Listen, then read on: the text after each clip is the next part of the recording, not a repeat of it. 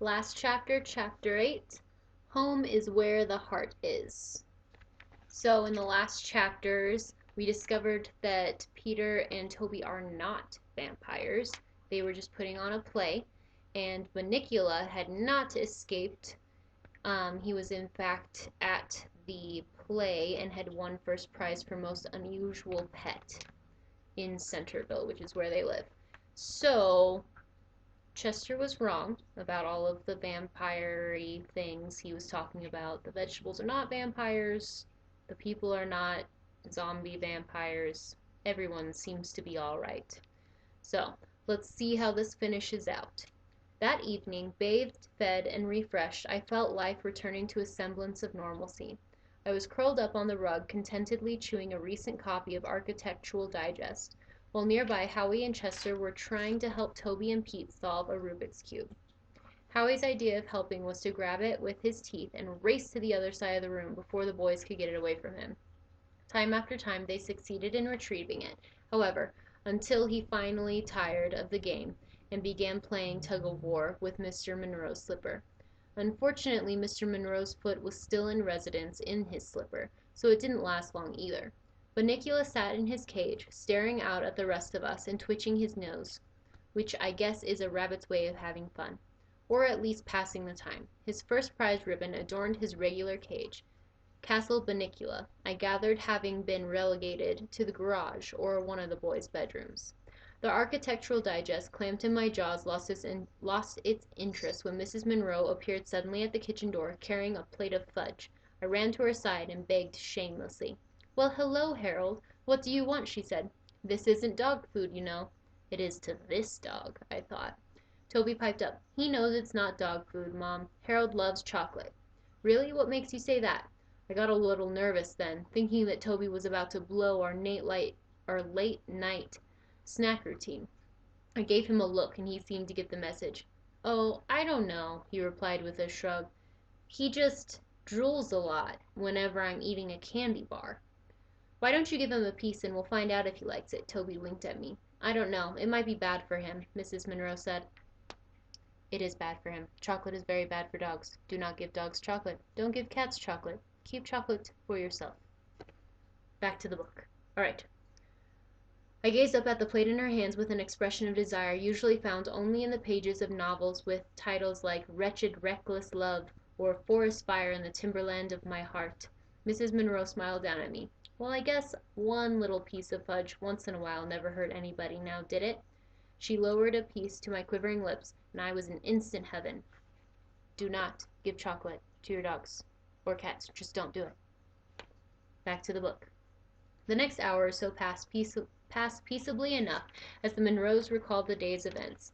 Apparently, after our abrupt departure from the school carnival, everything had gone on as planned. Curse of the Vampires, though slightly delayed and redecorated, the portrait hanging on the wall was now of a man with a hole in his head, was a huge success.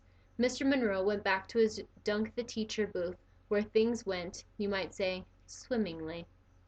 And Mrs. Monroe's friend's carrot cake, the one Chester had demolished in his service to mankind, won first prize in the bake-off, the first time in culinary history a cake has won an award posthumously. I can't say that word. I know what it means, and I've heard other people say it, but I can't make my mouth say it. It means after they've died. After the cake died, it still won an award. Anyways, and now, we were all back home, safe and sound from our various adventures. Well, safe anyway. I'm not too sure how sound one could ever expect Chester to be.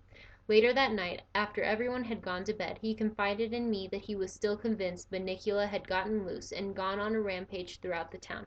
"Otherwise, how can you explain all those white vegetables? They had nothing to do with the school carnival," he said. "And where was Bunnicula anyway? We know he wasn't in his cage in the living room last night."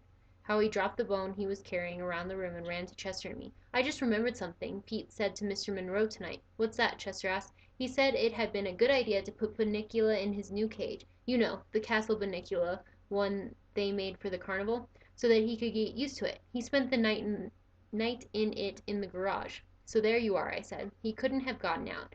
He was safe in the garage all night." Suddenly I gasped.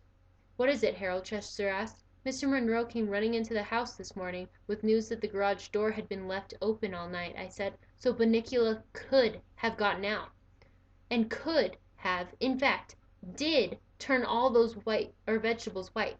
Let's hope we got them all, because it's night once again. Night, the time when the vampires come out to prey on helpless, to attack, to drain their victims dry, to—" "All right," I said. "Enough.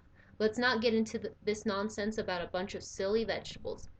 "That's right," Howie said, his teeth chattering, "because you're really scaring me." "Let's get some sleep," I suggested. "It's been a long day." Good idea," Howie said. "Uncle Harold?" "Yes, Howie?" May I curl up with you tonight? I am a little nervous." "Why, certainly," I replied, "as long as you have your pop's permission." "Pop?" Chester glared at the both of us. "Spare me your feeble attempts at comedy, Harold. Good night." "Good night," I said, stretching out on the rug. Howie rolled up into a little ball along my belly, and in no time at all was fast asleep. "Good night, Bunnicula," I called out softly.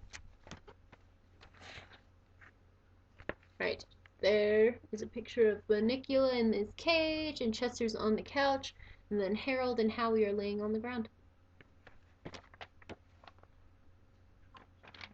Bunnicula blinked at me, a look of peace and contentment on his face. I was just about to drift off, when I noticed Chester sit up suddenly in the armchair he'd chosen for his night's slumber. "What's that?" he cried in a whisper. "What's what?" I asked. "Coming from the floor. There, under the floorboards. I can hear it going thump, thump, thump. Tear up the planks!" "Have you lost your mind?" I said. "It's coming from under the sofa." Chester jumped off the chair and dashed to the sofa. With his paw he pulled back the dust ruffle and batted a white object out from underneath. "Here, here!" he said. "It's the beating of this hideous heart." "Well, how'd that artichoke heart get there?" I asked. Then with a shrug I turned to Chester and said, "Come on, Chester, let's get some sleep." "But Harold, it's almost midnight. Who knows what evil lurks?" "Cut it out, Chester. I want to sleep." And that's just what I set out to do when moments later I heard it. Thump, thump, thump. My ears perked up. One eye popped open, then the other. I regarded the object lying just inches away from my nose. Could it be? I wondered. No, it was just Chester's imagination. Thump, thump, thump. Still. "Chester?" I whispered. My voice seemed to echo in the darkened room. Chester replied warily. "You wouldn't happen to have a toothpick, would you?" Alright, that is the end of the book. I hope you enjoyed it. What do you think? Is Bunnicula a vampire or not? Was he really turning vegetables into vampires? Was that artichoke heart at the end of the book a vampire? I don't know. Alright, I hope you guys had fun. Have a good day. Bye!